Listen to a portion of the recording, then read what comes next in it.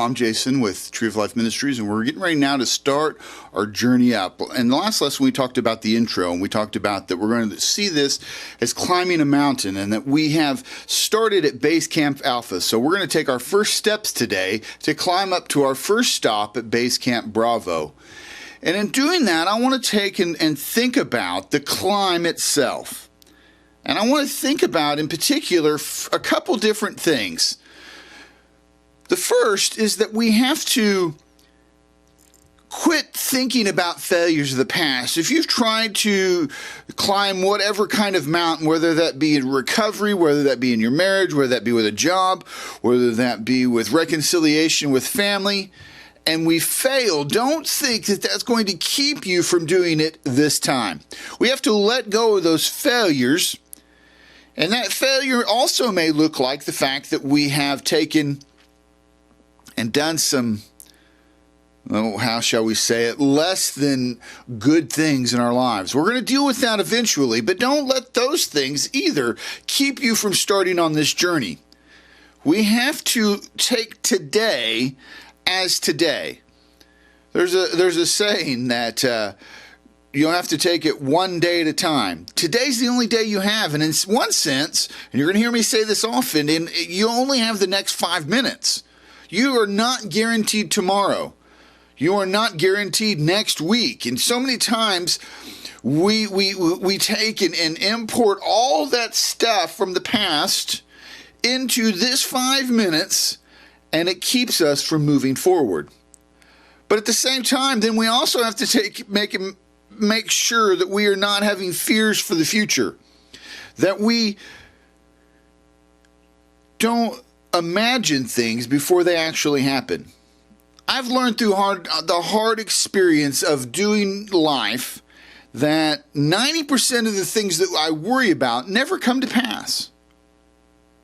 The things that I worry about with bills or jobs or money, court appearances, family get-togethers, discussions with my wife, discussions with my kids, all the things that I fear that could come out of those, most of the time never happen.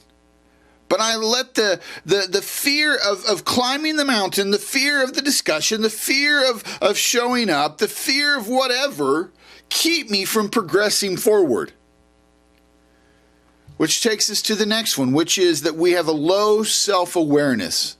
And what I mean by this is that every one of us has certain situations that make us tense, that make us nervous, that make us afraid. And we don't know what those are. Or if we know what they are, we avoid them. We have not taken the steps to be able to deal with those. I'm not saying necessarily that the fear goes away, but there are ways to deal with the fear. There's ways to deal with the shame. There's ways to deal with the guilt. We also are very unaware of the strengths that we have, the things that we do well, the things that the gifts and the opportunities that God's given us. And one of the things we're going to talk about as we climb the mountain is becoming more aware of ourselves, good and bad, and being able to flourish and do the things that God's equipped us to do them well, and deal with the things that are our weaknesses or our issues that we still linger because of decisions that we've made, and be able to work through those. Next, we've allowed things, whether that be drugs, alcohol, sex, whether that be a job, whether that be other hurts, habits, or hang-ups, to override the fact that we were either married or single. And what I mean by that is so many times we allow things to be more important than our primary relationship, which is our relationship with God. Then we allow those same things to override the other important relationships, whether that be that we're married or relationships with our children, relationship with our spiritual companions that we go forward with. And what ends up happening is that those things become so important and so hurtful and destructive in our lives that it blows up our marriage, or it blows up the relationships that we have. It destroys us. And I want to, as we move forward, talk about that you can have a good marriage, that there is a joy and a wonder to being single, and that you can have a great life in being single. You do not have to be with someone to have a fulfilling and good life. And then last, lots of us struggle with the idea of having a work-Sabbath balance. And Sabbath is a concept that you take time to rest and you take time to relax and enjoy God and enjoy others as God's created us here on earth. And we're not going to get into that today, but as we move forward, we're going to talk about that God gave us the ability to work. I mean, the first command in the garden is to be fruitful, multiply, and tend the garden. That's the great covenant that God has made with us to be on the earth, that we get to enjoy the earth. But at the same time, He does not want us to work to the exclusion of enjoying Him and enjoying others. Now, for me, this Sabbath balance in work manifests itself kind of in a different way. That I have to focus on my work and not be distracted and do the things that God's given me to do. I have a little bit of a tendency to be, lazy is not the right word, because I can work. And the things that I enjoy doing, I do well. But things like mowing the yard and doing those kind of work things, I have to realize that that's a command from God just as much as preaching or teaching or doing computer work or the things that are watching baseball that I enjoy so much, right? So I have to make sure that I'm keeping those things in balance. And again, we'll talk about all 5 of these things periodically as we move forward. But I want to get them into your mind right now because these 5 things keep us stuck at Base Camp Alpha. We cannot climb the mountain if we're not even seeing these 5 things right here, just even if all you're doing is seeing them right here on the screen. Maybe you don't, you go, oh, maybe that, or I can see this in my life. That's the first step to moving out of what we're going to call denial. Now, denial is a funny thing. Because I've, again, found out in my own life that I can talk about my hurt habits and hang-ups. I can talk about that I have a problem. So the one I'm working on right now is my weight. And I could talk about the fact that I needed to lose some weight. I could look at myself on camera and go, man, you're getting big, dude. Right? I could talk about how that it was affecting me physically. I could talk about how that I needed to do this, and I might even go to the grocery store and buy that or quit buying that and think, man, I did something. But I never really stepped out of denial and saw that my life was unmanageable. Now, if you have your sheet in front of you, or it's going to be on the screen, we're going to be talking this week and next week about this idea of being powerless and our lives being unmanageable. So principle 1, realize I'm not God. I admit that I am powerless to control my tendency to do the wrong thing and that my life is unmanageable.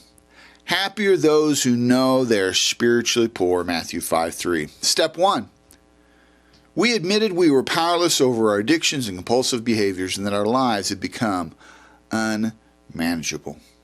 I know that nothing good lives in me, that is, in my sinful nature, for I have the desire to do what is good, but I cannot carry it out. Now, that idea of being powerless and unmanageable, that's where we're at. My weight was getting unmanageable. The things that it was doing to my life, the things that it was doing to my family, it was starting to get out of control. And I thought that I was powerless to control it. And we're going to talk about the idea that we're not powerless, but let's back up and make sure that we understand this idea of what denial really is. Denial is not the ability to talk about it. Because I could talk about my hurts, habits, and hang-ups all day long. I could talk about all the things that have ever been done to me. I could talk about all the things that I've ever did. I could talk about those compulsions, the fear, the shame, the guilt. But that in itself does not mean that we are stepping out of denial. Stepping out of denial is this idea that we have to admit that that thing, whatever it is in your life, you are powerless over that. You are powerless, and that it is making your life completely unmanageable. Now, the thing about it is so many times we think about it in the sense that, oh, it's not that big a deal. I can control it. There's a video that I know that the speaker says, as he's talking to somebody, he goes, I don't have a problem with pornography. I can do it anytime I want. And that's how so many of us think about it. Well, I don't have a problem with fill in the blank. I do it and then I move on. But the issue is not that you do it and move on. It's the cycle that it makes in your life. That you do it, hide, whatever form that looks like, and don't think about just the fact that you hide it in the sense of that nobody else knows about it. You come to the bottom where it's fear, shame, guilt, some other kind of trigger in your life that makes you want to start back up to do it again.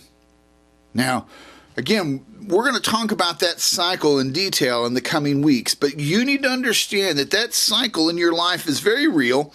That cycle in your life is what's controlling you. That cycle in your life is what is unmanageable.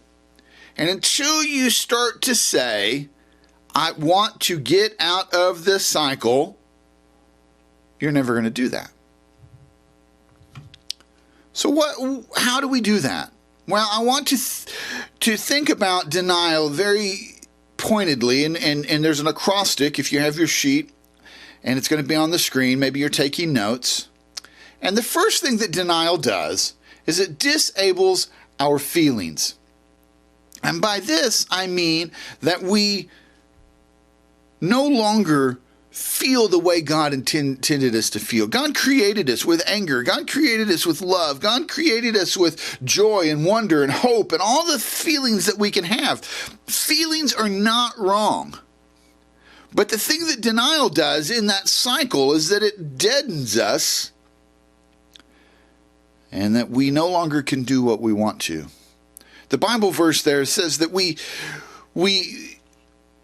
are slaves to what we think frees us. One of the great things about, our culture is freedom to do whatever. But freedom is a funny thing.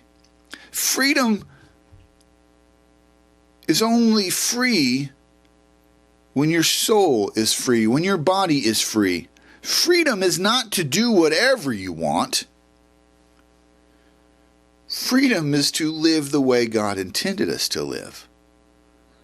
And if we're not living the way God intended us to live, we're actually slave to those other things. It's an energy killer. So many times, denial keeps us in a place to where we are not able to do the things that we need to do, whether that be, again, with family, friends, our work, our own personal health, mental well-being. It kills the energy to want to do all of those things. The Lord would come and free us from that and give us new energy and give us new hope. But again, we have to acknowledge that where we're at, what we're doing in our lives is unmanageable. Which takes us to the end. It negates our progress. So think again about the fact that we're climbing up this mountain. If we cannot say that we're struggling here at Camp Alpha, at the base of the mountain, where life is not easy, but at least we know what it is, how are we going to be able to have the progress to move up and see God and see ourselves and see others, see the new sights that God would have us to see, if we can't talk about how bad life is right here today? It negates our progress. And then it isolates us from others.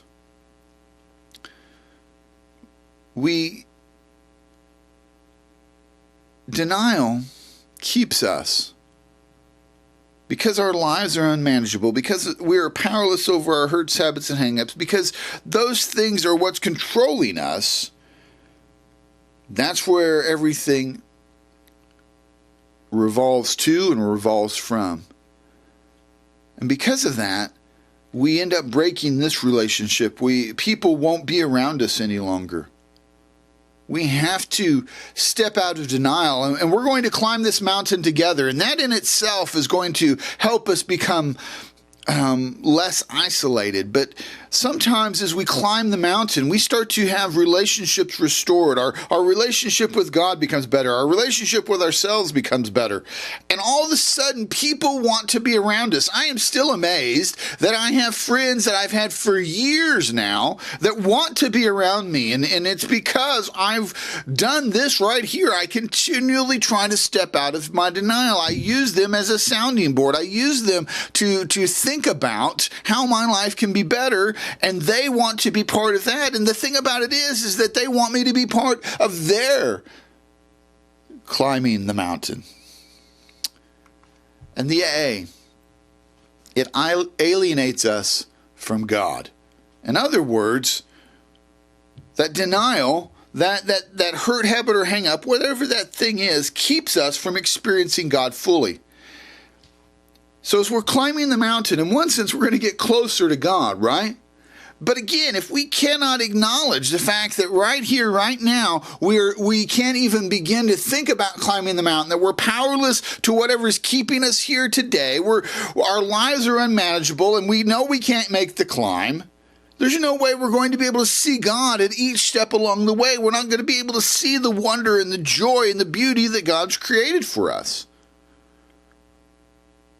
And that word alienates is not just the fact that God won't have anything to do with us. It's we won't have anything to do with God. It's a two-way street.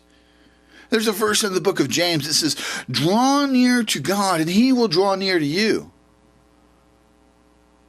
You are not living for the purpose that God's created you, and that is putting a wedge, a wall between you and God. And the more that you draw close to God and do things his way and live for him, the more God's going to come to you. You're going to find that as you start to climb the mountain, all of a sudden, God's going to be more in your life, or this is going to work out, or that's going to work out, or you're going to read the word and things going to be different. Your prayer life's going to be different. The way people see you and the way you see other people. That's God working in all of those things, and it's because you've admitted the fact that your life is unmanageable. You've admitted the fact that your life is powerless, and all of a sudden, you're moving forward. And last, the lengthening of our pain. There's a verse in the book of Jeremiah where God promises to bind up our wounds. But the only way that a wound can be bound up is to acknowledge that it's there. I don't talk about my physical ailments very often. I don't go to the doctor. I just don't do those things, right? I mean, I'm a man. I can handle it. Yeah. So that when I do say to my wife, my knee's hurting, she knows it's hurting, right? She knows that it's not just a little momentary scratch, kind of thing. I'm hurting if I've acknowledged the fact that I am in pain. And the problem is that until I acknowledge the fact that I'm in pain, and either put on a brace or go to the doctor or take some ibuprofen or whatever it is, I'm going to continue to be in pain. And one of God's few requirements about helping us climb this mountain is that we have to admit that we're in pain.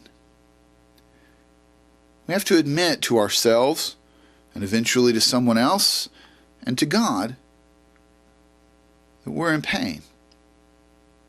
And that denial of the pain, that ignoring the pain, that refusal to allow God to come in and bind up the wounds that are in us is only going to lengthen and have more destruction and consume us moment by moment. So let's pray, and then we're going to watch a video together. Father, I just come before you and I pray that you would help us to take the first steps out of denial. Help us to engage with you. Help us to engage with a therapist or a friend. Help us to engage at church. All the ways that you speak to us, all the ways that you are trying to get us to admit our powerlessness and our lives being unmanageable. I pray, Lord, that you would help us to see you anew. And that as we start this journey, that it would not be a scary thing, but it would be a time of rejoicing, that we're going to climb the mountain, get to the peak, see you, see the wonder and glory of you, and then we're going to start down the other side. And as we start down the other side, we're going to start inviting people, because we've been radically and completely changed by your goodness and mercy. We just love you and praise you and give you honor and glory for it in Jesus' name. Amen. Look for us on YouTube. Look for us on Facebook, Tree of Life Ministries. If you have any comments or questions, reach out to us. We'd love to hear from you. Love you. God bless. Watch this video.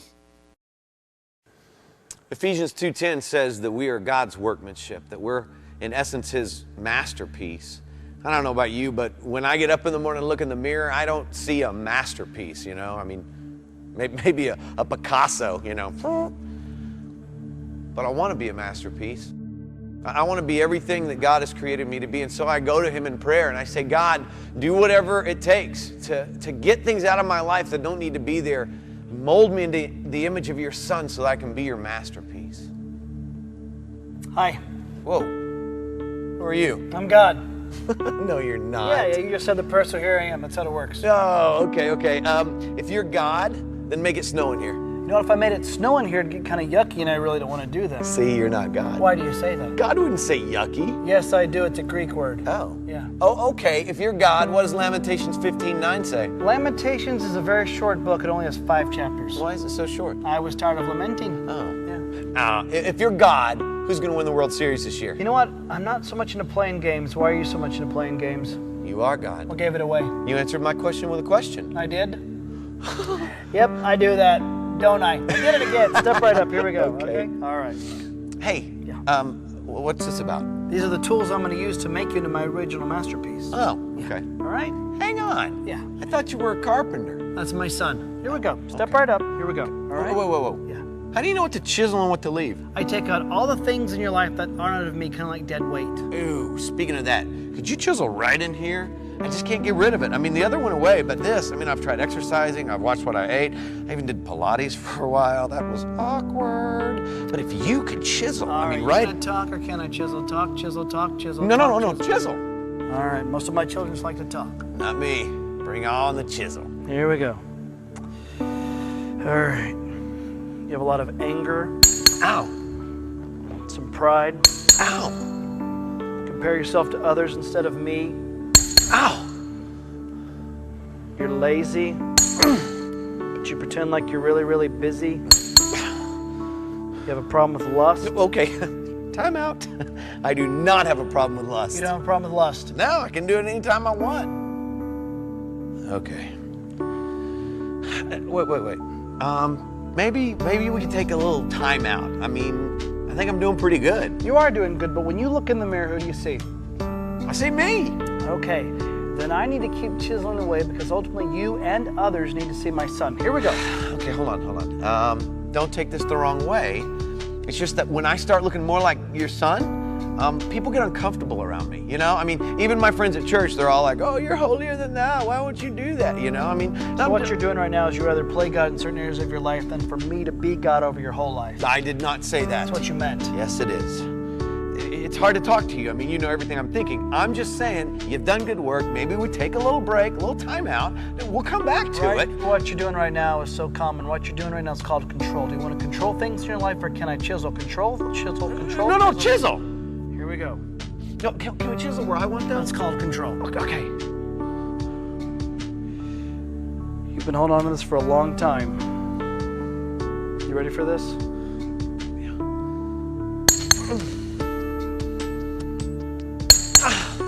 It hurts.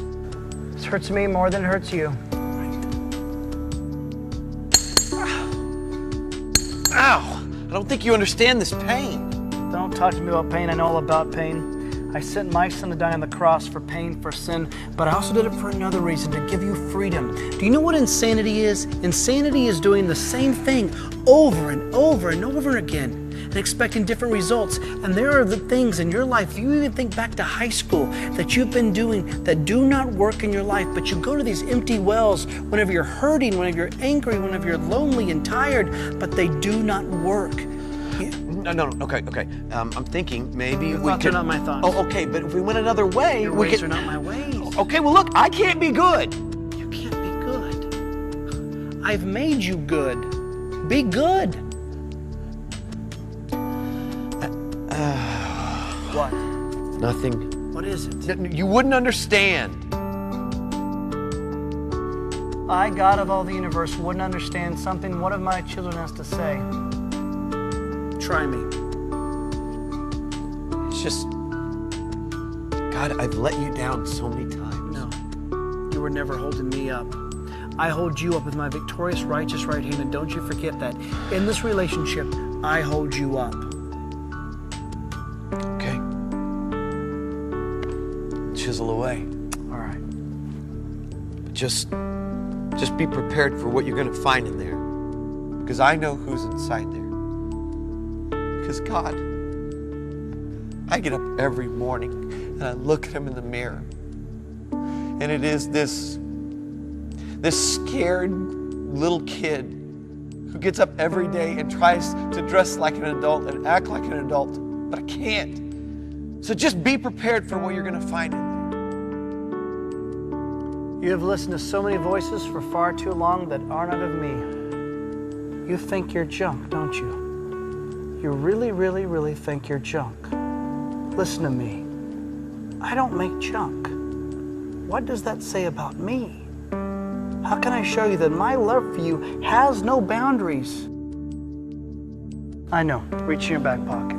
What? Reach in your back pocket. Why? Are you arguing with me? Reach in your back pocket. God. Yes?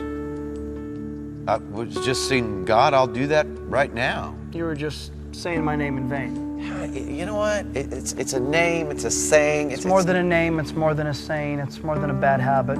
It's a name above all names. I want to teach you something about my name. Reach in your back pocket.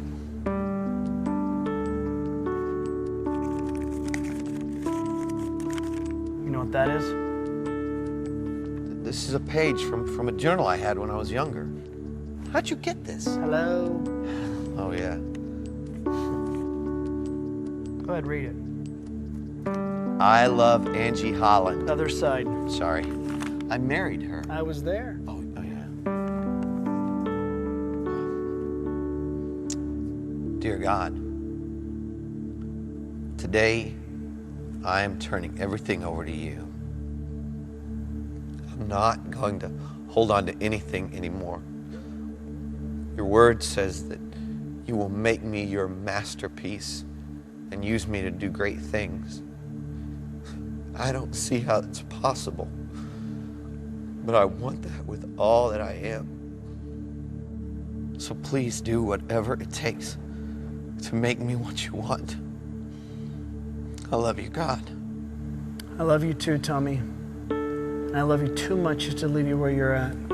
So this salvation that you hold, don't let it be some sentimental gush or some head knowledge. I want you to work it out in every detail of your life. And don't compare yourself to someone else, because that is just trivial nonsense. You are my original masterpiece. You are one of my workmanship, and you I find favor.